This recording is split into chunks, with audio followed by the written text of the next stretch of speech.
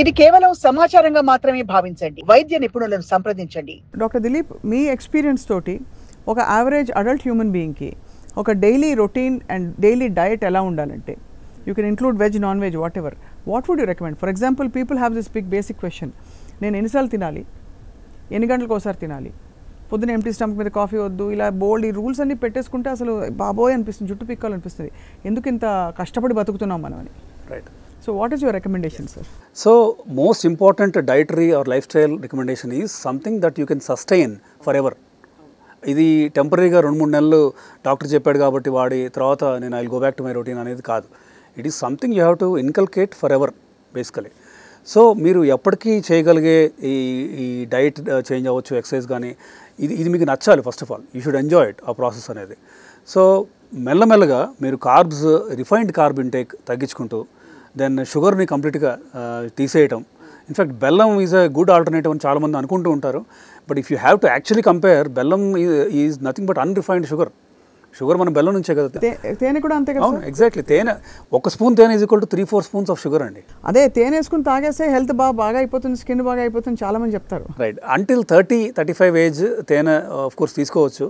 But దాటుతున్న కొద్దీ ఏంటంటే metabolic disorder risk పెరుగుతూ ఉంటుంది కాబట్టి తేనె అయినా సరే we don't recommend. Right. So తేనె వద్దు, బెల్లం వద్దు, షుగర్ వద్దు.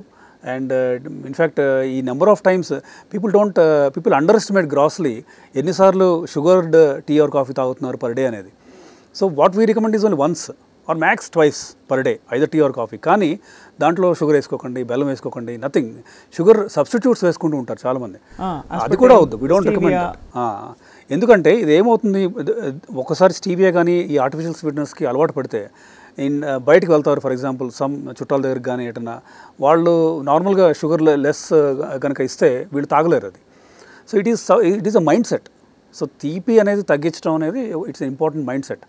And it may be little hard, ఒక 2-3 వారాలు అనిపించవచ్చు షుగర్ లేకుండా కష్టం, చేదుగా ఉంది అండ్ ఆల్ దట్.